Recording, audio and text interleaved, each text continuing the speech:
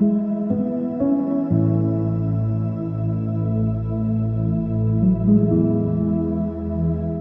ಕ್ರಿಸ್ತನಲ್ಲಿ ಪ್ರೀತಿಯುಳ್ಳ ದೇವಜನರೇ, ನಿಮ್ಮೆಲ್ಲರನ್ನ ಈ ಪರಿಶುದ್ಧ ಬೆಳಗಿನ ಜಾವದಲ್ಲಿ ತುಂಬು ಹೃದಯದಿಂದ ವಂದಿಸುವನಾಗಿದ್ದಾನೆ.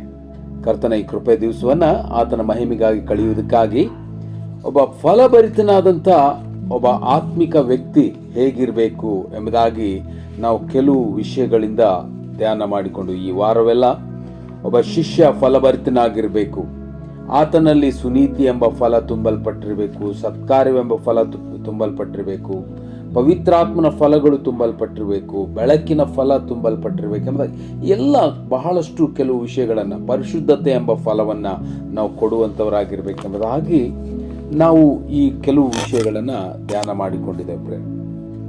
ಆದರೆ ನಮ್ಮಲ್ಲಿ ನಿಜವಾಗಿಯೂ ಆ ಫಲ, ಸಂಪೂರ್ಣವಾದಂಥ ಫಲ ಬರಬೇಕಾಗಿದ್ರೆ ನಮ್ಮಲ್ಲಿ ಬಹಳ ಪ್ರಾಮುಖ್ಯವಾಗಿ ಕೆಲವು ಅಂಶಗಳು ಅಗತ್ಯ. ಅಲ್ಲಿ ರೋಮಾಪುರದವ್ರು ಬರೆದ ಪತ್ರಿಕೆ 6ನೇ ಅಧ್ಯಾಯ, ಮುಖ್ಯವಾಗಿ ರೋಮಾಪುರದವ್ರು ಬರೆದ ಪತ್ರಿಕೆ 6ನೇ ಅಧ್ಯಾಯದಲ್ಲಿ ನಾವು ಪ್ರಾಮುಖ್ಯವಾದ ಒಂದು ವಿಷಯವನ್ನ ನಾವು ಧ್ಯಾನ ಮಾಡಲಿಕ್ಕೆ ಇದೇವೆ ಪ್ರೇರಣೆ.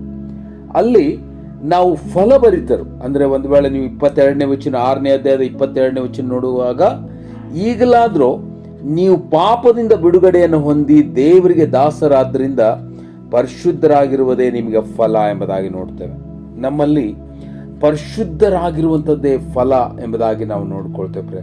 ಅದಕ್ಕೆ ಆ ಪರಿಶುದ್ಧರಾಗಿ ನಮ್ಮ ಫಲವನ್ನು ಕೊಡುವುದಕ್ಕೆ ಹೇಗೆ ಸಾಧ್ಯ ಎಂಬುದಾಗಿ ನಾವು ತಿಳ್ಕೊಳ್ಳುವುದು ಅಗತ್ಯ ಪ್ರೇರಣೆ. ಯಾವಾಗ ನಮ್ಮ ಕಡೆ ಆ ಬಿಡುಗಡೆ, ನಿಜವಾದ ಬಿಡುಗಡೆ ಬರ್ತದೋ ಅವಾಗ ನಾವು ನಿಜವಾಗಿಯೂ ಫಲ ಕೊಡುವುದಕ್ಕೆ ಸಾಧ್ಯ. ಕ್ರಿಸ್ತನಿಗಾಗಿ, ದೇವರ ಮಹಿಮೆಗಾಗಿ ನಾವು ಫಲಭರಿತರಾಗಿ ಜೀವಿಸುವುದಕ್ಕೆ ಹೇಗೆ ಸಾಧ್ಯ ಎಂಬುದಾಗಿ ಈ 6ನೇ ಅಧ್ಯಾಯ ನಮಗೆ ಸಂಪೂರ್ಣವಾಗಿ ಒಂದು ಎಕ್ಸ್ಪ್ಲನೇಷನ್ ಕೊಡುವುದನ್ನು ನಾವು ನೋಡಿಕೊಳ್ತೇವೆ. ಅದಕ್ಕಾಗಿ ಬಹಳ ಪ್ರಾಮುಖ್ಯವಾದಂಥ ಒಂದು ಅಧ್ಯಾಯ. ನಾವು ದೇವರಿಗೆ ಫಲ ಕೊಡುವಂಥ ಒಂದು ವ್ಯಕ್ತಿಗಳು ಹೇಗಾಗಿರಬೇಕು ಎಂಬುದಾಗಿ ಈ ಒಂದು 6ನೇ ಅಧ್ಯಾಯ ಅದು ನಮಗೆ ತೋರಿಸಿಕೊಡ್ತದೆ. 7 ಮತ್ತು 8ನೇ ಅಧ್ಯಾಯ ಸಹ. ಸೊ ನಾವು ಮೊಟ್ಟ ಮೊದಲನೇದಾಗಿ ನಾವು ಒಂದು ಬಲವಾದಂಥ ಫಲ ಕೊಡಬೇಕಾಗಿರುವಂಥದ್ದ ಆಗಿದ್ರೆ ಅಲ್ಲಿ ಪಾಪದಿಂದ ಬಿಡುಗಡೆಯನ್ನು ಹೊಂದಿದ ವ್ಯಕ್ತಿಗಳು ನಾವಾಗಿರ್ಬೇಕೆಂಬುದಾಗಿ ಅಲ್ಲಿ 6ನೇ ಅಧ್ಯಾಯದ 18ನೇ ವಚನದಲ್ಲಿ ನೇರವಾಗಿ ಪಾಪದಿಂದ ಬಿಡುಗಡೆಯನ್ನು ಹೊಂದಿ ನೀತಿಗೆ ದಾಸರಾದ್ರಿಂದ ದೇವರಿಗೆ ಸ್ತೋತ್ರ.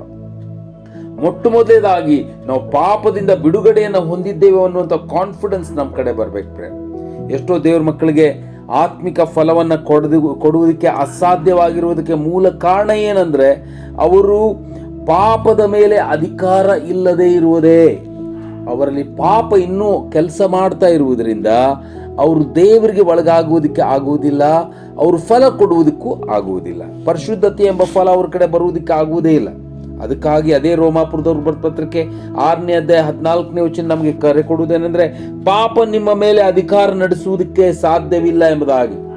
ಆ ಒಂದು ಕಾನ್ಫಿಡೆನ್ಸ್ ಯಾವಾಗ ಒಬ್ಬ ವಿಶ್ವಾಸಿಗೆ ಪ್ರವೇಶ ಮಾಡ್ತದೋ ಅವಾಗ ಆತನು ಬಹಳಷ್ಟು ಮಹಿಮೆಯ ವ್ಯಕ್ತಿಯಾಗಿ ಜೀವಿಸುವುದಕ್ಕೆ ಸಾಧ್ಯ. ಅವನು ಎರಡನೇದಾಗಿ ಅತಿ ಪ್ರಾಮುಖ್ಯವಾಗಿ, ನನ್ನ ಜೀವಿತದಲ್ಲಿ ಪೂರ್ವ ಸ್ವಭಾವ ಇನ್ನಿಲ್ಲ. ಈಗ ನಾನು ಪೂರ್ವ ಸ್ವಭಾವ ಅಂದರೆ, ಕೆಲವು ಸಂದರ್ಭ ನಾವು ಆ ಹಳೆಯ ಸ್ವಭಾವಗಳಲ್ಲಿ ಅನೇಕ ವಿಧವಾದಂಥ ಅಸಹ್ಯವಾದ ದೃಷ್ಟಿಕೋನಗಳೆಲ್ಲ ನಮ್ಮ ಕಡೆ ಇರ್ತವೆ. ಸುಳ್ಳು ಆಗಿರಲಿ, ಮೋಸವಾಗಿರಲಿ, ಸಿಟ್ಟಾಗಿರಲಿ, ಅನೇಕ ಭಯಂಕರವಾದಂಥ ಕೃತ್ಯಗಳನ್ನು ನಾವು ನಡೆಸುವಂಥವರಾಗಿರ್ತೇವೆ. ಅವೆಲ್ಲವುಗಳು ನನ್ನಿಂದ ಹೊರಟೋಗಿವೆ ಅನ್ನುವಂಥ ಒಂದು ಭರವಸೆ ನಮ್ಮ ಕಡೆ ಅತಿ ಅಗತ್ಯ.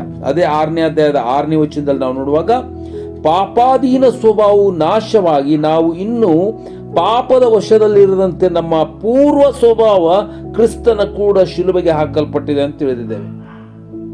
ನಮ್ಮ ಪೂರ್ವ ಸ್ವಭಾವ ಎಲ್ಲ ಕ್ರಿಸ್ತನ ಮೇಲೆ ನಾವು ಹಾಕಿ ಆ ಶಿಲುಬೆಯ ಮೇಲೆ ಜಡಿಯಲ್ಪಟ್ಟಿದೆ ಎಂಬ ತಿಳುವಳಿಕೆ ನಮಗೆ ಅತಿ ಅಗತ್ಯ ಎಂಬುದಾಗಿ ನಮಗೆ ಇಲ್ಲಿ ವಾಕ್ಯ ಹೇಳಿಕೊಡುವುದನ್ನು ನಾವು ನೋಡ್ಕೋತೇವೆ. ಅದಕ್ಕಾಗಿ ಯಾರು ಫಲಭರಿತರಾಗಿ ಜೀವಿಸುವುದಕ್ಕೆ ಮನಸ್ಸು ಮಾಡ್ತಾರೋ ಅವರಿಗೆ ಪ್ರಾಮುಖ್ಯವಾಗಿ ಬೇಕಾಗಿರುವ ಮುಖ್ಯ ಅಂಶ, ನಾನು ಪೂರ್ವದ ಸ್ವಭಾವದವನಲ್ಲ, ನಾನು ಕ್ರಿಸ್ತನೊಂದಿಗೆ ಜೀವಿಸುವ ವ್ಯಕ್ತಿಯಾಗಿದ್ದೇನೆ ಎಂಬುದಾಗಿ ಅವನ ಕಡೆ ಬಹಳಷ್ಟು ಈ ಒಂದು ಪ್ರಾಮುಖ್ಯವಾದಂಥ ಒಂದು ಭರವಸೆ ಅವನ ಕಡೆ ಬೇಕು. ನನ್ನ ಮೂರನೇದಾಗಿ ನಾವು ನೋಡ್ಕೊಳ್ಳುವಾಗ ಅಲ್ಲಿ ನಮ್ಮ ಕಡೆ ಇನ್ನೊಂದು ಭರವಸೆ ಬೇಕೇನಂದ್ರೆ, ನನ್ನ ಈ ಅಂಗಗಳು, ದೇಹ, ಇದನ್ನ ನಾನು ಪರಿಶುದ್ಧತೆಗೆ ದಾಸರನ್ನಾಗಿ ಮಾಡಿಕೊಟ್ಟಿದ್ದೇನೆ.